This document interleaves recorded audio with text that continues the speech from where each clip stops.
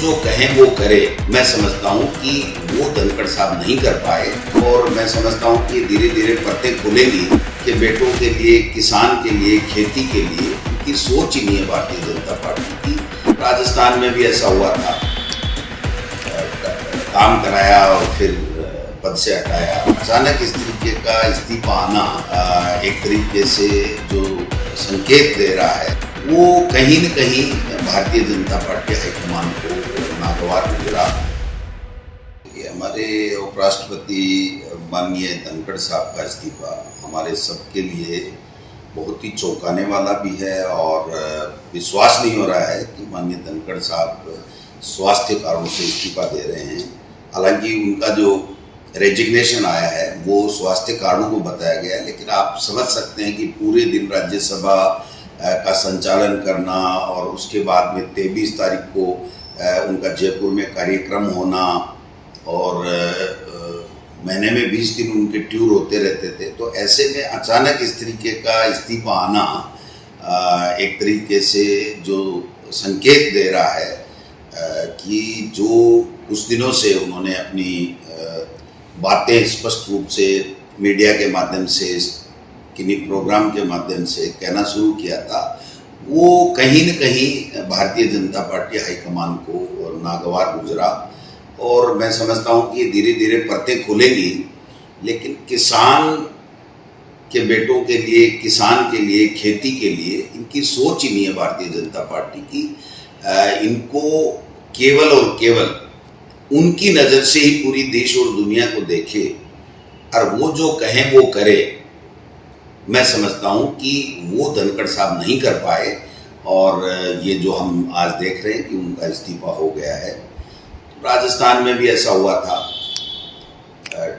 काम कराया और फिर पद से हटाया और अभी भी उपराष्ट्रपति जी भी जो इस्तीफा हुआ है, मैं समझता हूँ कि ये काफ़ी कुछ से कलैयाँ खोलेगा और नई बीजेपी बन रही है जिसमें हम दो हमारे दो, इसके अलावा कोई नहीं। अपना विवेक अगर किसी ने इस्तेमाल कर लिया तो उसको अंजाम भुगतना पड़ेगा।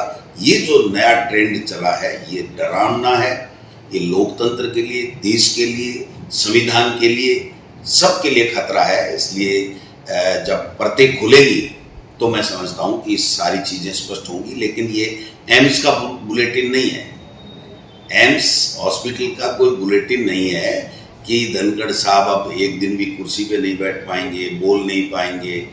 ये उनका जो दर्द है वो एक शालीनता के साथ में उन्होंने अपने रेजिग्नेशन में लिखा है, लेकिन ये हमें सोचने को मजबूर करेगा पूरे देश के लोगों को कि जब धनखड़ साहब ने ये बोला कि विपक्ष दुश्मन नहीं होता है और उसको सहजता से लेना चाहिए, उसका सम्मान करना चाहिए।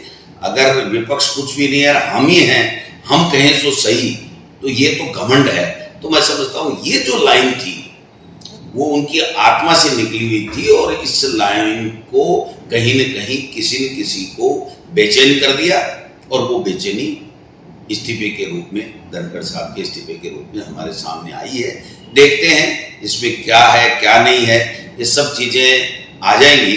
लेकिन मैं ये कहना चाहता हूँ किसान और किसान के बेटे जो भारतीय जनता पार्टी में संघर्ष कर रहे हैं उनका वहाँ पर कोई स्थान नहीं है।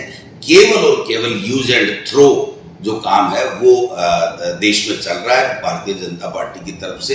ये किसान परिवारों के लिए ठीक नहीं है, किसान कम्युनिटी के लिए, वर्ग के लिए ठीक नहीं है। इसलिए हम सबको सोचना पड़ेगा कि हो क्या रहा है। ये ठीक है, उन्होंने माना है कि भाई मेरा स्वास्थ्य ठीक नहीं है, तो आज हम मान सकते हैं कि स्वास्थ्य ठीक नहीं है, लेकिन एक न एक दिन सच्चाई आएगी कि वास्तव में स्वास्थ्य ठीक नहीं है या इनका जो विवेक है, जो अपना इस्तेमाल करने लगे हैं, उनसे किसी दूसरों का स्वास्थ्य बिगड़ रहा है। ये सब चीजें हमें देखने को मिलेंगी। क्या इसको किसी राजनीतिक वरिष्ठ नेता जो भाजपा के हैं उसको खुश करने के लिए भी माना जा सकता है कि किसी दूसरे को? देखिए, किसी को आप इंसल्ट करके किसी को खुश करो, ऐसा नहीं हो सकता।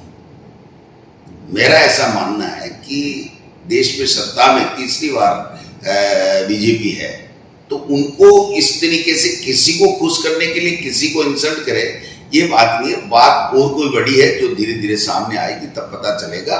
लेकिन मैं ये कह सकता हूँ, हम बराबर कहते रहे हैं कि जिस किसी ने भी भारतीय जनता पार्टी में अपने विवेक का इस्तेमाल किया, विपक्ष को सम्मान दिया, संविधान को सम्मान दिया, तो उसका हसन यही हुआ है। मैं समझता हूं कि आगे नई बीजेपी पनप रही है जो देश के लिए डरावनी है।